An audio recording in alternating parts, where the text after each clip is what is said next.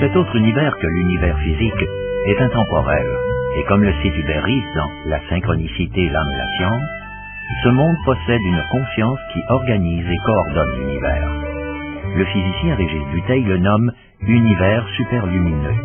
Il est composé de particules accumulant sans cesse de l'information. Le champ biolumineux est la manifestation des échanges entre l'homme et son univers. Les différentes zones émettent et reçoivent des fréquences multiples. Le thérapeute qui a apprivoisé son intuition doit de plus respecter une démarche d'observation intégrée à la relation d'aide pour évaluer cet état énergétique. Alors le champ biolumineux, c'est un terme qui n'est pas de moi, c'est un physicien qui s'appelle Pop, je sais pas son prénom en fait, qui a observé qu'au niveau des cellules, il y avait une émission qui était émise. Et cette émission-là, qui est très faible, pouvait être mesurée que par des appareils très sensibles. Et puis moi, cette étude-là m'a beaucoup fasciné. C'est plus qu'une étude, en fait, c'est une recherche qui a fait, qui a démontré avec un appareil que c'était mesurable. Et puis moi, ça m'a fasciné parce que par l'écoute imaginaire, on observe quelque chose de similaire à ça. C'est-à-dire qu'on peut observer un rayonnement très faible, qui s'appelle finalement l'aura. Les anciens utilisaient ce terme-là pour désigner un rayonnement qui était émis du corps. Et puis par l'écoute imaginaire, on peut donc observer un rayonnement qui est émis des cellules, des organes. Ce qui est intéressant avec l'écoute imaginaire également, c'est qu'on peut observer également les pensées qui sont émises d'un corps. Comme par exemple un organe, le foie peut vivre des stress qui peuvent être associés à des peurs, des angoisses. Alors l'écoute imaginaire permet de se mettre en relation avec ces émotions-là également. Et on va les percevoir à ce moment-là sous forme d'énergie psychique, c'est-à-dire sous forme de personnages. Donc, le champ biolumineux a trois sphères qui sont étroitement liées les unes aux autres. Il y a donc l'aspect énergétique, il y a l'aspect psychologique, donc les énergies psychiques qui sont étroitement reliées à l'aspect énergétique, et ensuite la dimension transpersonnelle, qui sont vraiment importantes. Habituellement, lorsqu'on arrive à bien pratiquer l'écoute imaginaire, on arrive à percevoir des images de cette personne-là, qui vont se manifester à nous, qui peuvent être associées à des peurs. Souvent, ça va être des peurs, parce que le fait de se faire envelopper et de se faire amener dans son cœur, dans le cœur d'un thérapeute, la personne, à un niveau inconscient, peut avoir des résistances ou des peurs, des craintes. Alors donc, nous, ça nous permet de voir cette crainte-là et de lui parler, et de développer une discussion avec elle.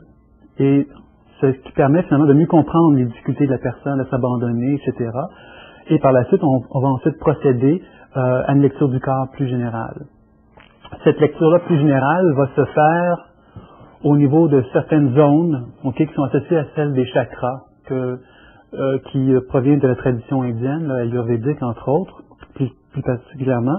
Alors il y a une zone qui s'appelle, sans vouloir tomber dans les détails, la zone cochigène, qui est la première zone ici par exemple, est beaucoup en relation avec cette sécurité-là.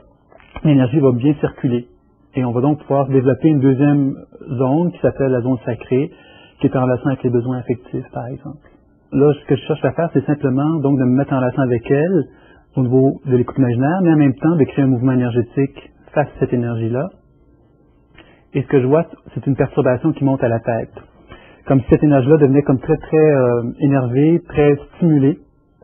Comme si elle avait peur quelque part que je l'apaise. Parce que l'apaiser, ça veut donc dire finalement se mettre en relation avec une forme de deuil, comme je disais tantôt, ce qu'elle refuse de faire.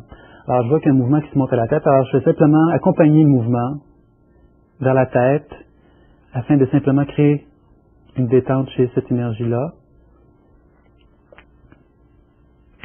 Et simplement en créant ce mouvement-là, très doux, j'essaie justement de me mettre en relation avec cette énergie-là par écoute imaginaire, et par mon intention de la calmer, de me mettre en relation avec elle, je la vois se transformer. Alors vous voyez, lorsque cette énergie-là finalement se met à pleurer, c'est comme si elle exprimait qu'elle se sentait pas appréciée, pas aimée, qu'elle se sentait quelque part pas à la hauteur, elle n'était pas satisfaite d'elle-même du moins. C'est pourquoi elle voulait faire tant de choses, qu'elle voulait tant se diriger dans toutes les directions. On cherche à calmer l'esprit et donc d'amener justement les signaux du bas du corps, les signaux des diverses zones qui sont justement en dessous du cerveau, de les amener effectivement à prendre l'émergence, à prendre de l'importance suffisamment grand, d'une façon grande pour que la personne puisse accepter ces messages-là et évidemment les intégrer dans sa vie pratique par la suite, dans sa vie quotidienne par la suite. On trouve beaucoup des éléments qu'on trouve, bon, par exemple, en psychosynthèse, on parle des sous-personnalités qui sont effectivement les comportements duels. Il y a l'agressif et il y a le soumis. Ok, par exemple, celui qui est anorexique par rapport au bulimique. Bon, il y a des espèces de comportements très duels qu'on trouve fréquemment chez les gens. Il y a des gens qui vont vivre des comportements très extrêmes pour dissimuler un comportement qui est tout à fait inverse.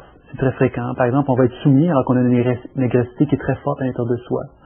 Alors moi, mon rôle, évidemment, c'est de montrer justement cette agressivité-là qui peut exister chez une personne soumise. Mais mon rôle également, c'est de ne pas l'encourager nécessairement à manifester cette expression-là d'agressivité d'une façon folle, parce que ça pourrait entraîner des situations fâcheuses. Donc, c'est plutôt de chercher à trouver une conciliation entre les deux forces. Après avoir observé la qualité énergétique de ses patients pendant plusieurs années, Sylvain Bélanger a mis au point une grille d'évaluation qui permet de décrire les champs biolumineux, leurs symptômes et les conséquences physiologiques. Par exemple, si on observe qu'au niveau de la zone cervicale d'une personne, il y a hyperactivité cérébrale, cette hyperactivité cérébrale peut indiquer qu'un traumatisme empêche l'intégration des informations provenant des ondes inférieures. Il en découle une forte activité cérébrale et nerveuse.